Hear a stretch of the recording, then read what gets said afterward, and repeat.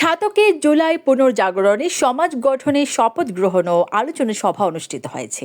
শনিবার ২৬ জুলাই সকালে ছাতক উপজেলা শিক্ষক সমিতির মিলনায়তনে উপজেলা সমাজসেবা কার্যালয় ও উপজেলা মহিলা বিষয়ক কার্যালয়ের যৌথ আয়োজনে এই অনুষ্ঠান অনুষ্ঠিত হয়। উপজেলা সমাজসেবা কর্মকর্তা শাহ মোহাম্মদ শফিউর রহমানের সভাপতিত্বে ও SPPM উচ্চ বিদ্যালয়ের সহকারী শিক্ষক ইকরাম উদ্দিনের পরিচালনায় অনুষ্ঠানের প্রধান অতিথি হিসেবে বক্তব্য রাখেন ছাতক উপজেলা নির্বাহী কর্মকর্তা মোহাম্মদ তরিকুল ইসলাম। এ সময় তিনি বলেন, সমাজের সার্বিক উন্নয়ন এবং বৈষম্যহীন টেকসই সমাজ গঠনের জন্য নতুন প্রজন্মকে এগিয়ে আসতে হবে। জুলাই পুনর্জাগরণ একটি মূল্যবোধ ভিত্তিক সামাজিক আন্দোলন, যার লক্ষ্য হচ্ছে সচেতনতা বৃদ্ধির মাধ্যমে মানুষকে অধিকার সম্পর্কে সচেতন করে গড়ে তোলা। এই উদ্যোগ আগামী দিনের জন্য একটি সুস্থ, সুন্দর ও ন্যায়ভিত্তিক সমাজ গঠনে সহায়ক ভূমিকা রাখবে।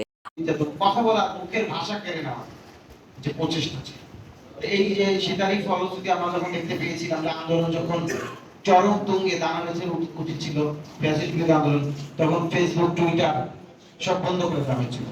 সব বন্ধ করে দিয়ে মুখের ভাষা কেড়ে নেওয়ার জন্য আন্দোলনটাকে যাতে বিনষ্ট হয়, আন্দোলনটা যাতে ফলপ্রসূ না হয়, সেই ভূমিকা রাখা হয়েছিল।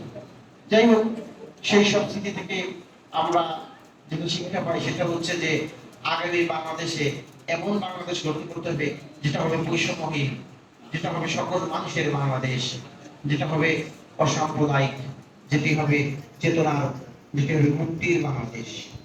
আলোচনায় বক্তব্য রাখেন ছাতক উপজেলা বিএনপির আহ্বায়ক ফরিদ উদ্দিন, উপজেলা ক্ষুদ্র কৃষক উন্নয়ন ফাউন্ডেশন ব্যবস্থাপক মুফাজ্জল হোসেন, ছাত্র প্রেস ক্লাবের সাধারণ সম্পাদক আনোয়ার হোসেন রনি, SPPM উচ্চ বিদ্যালয়ের প্রধান শিক্ষক ভারপ্রাপ্ত সালেক আহমেদ, ছাতক অনলাইন প্রেস ক্লাবের সভাপতি শাকির আমিন, সাধারণ সম্পাদক খালেদ মিয়া, বৈষম্য বিরোধী ছাত্র আন্দোলন সুনামগঞ্জ জেলা আহ্বায়ক কমিটির সদস্য M সাইফ উদ্দিন, ছাতক উপজেলা কমিটির আহ্বায়ক এহসানুল মাহবুব জুবায়ের। এ সময় উপস্থিত ছিলেন ছাতক মফস্বল সাংবাদিক ফোরামের সভাপতি মোশাহিদ আলী, তত্ত্ব আপা গোলাপী বিশ্বাস, সাংস্কৃতিক কর্মী তমাল পোদ্দার, ছাতক ডিগ্রি কলেজের ছাত্রছাত্রী, বিভিন্ন শিক্ষা প্রতিষ্ঠানের শিক্ষক, সাংবাদিক, সমাজকর্মী এবং সচেতন নাগরিকরা। বক্তারা সমাজ গঠনে তরুণ সমাজের ভূমিকা, নারী উন্নয়ন, বৈষম্যহীন সমাজ গঠন এবং সামাজিক সচেতনতার বিভিন্ন দিক নিয়ে আলোচনা করেন। শেষে জুলাই পুনর্জাগরণে সমাজ গঠন শপথ গ্রহণ করা হয়।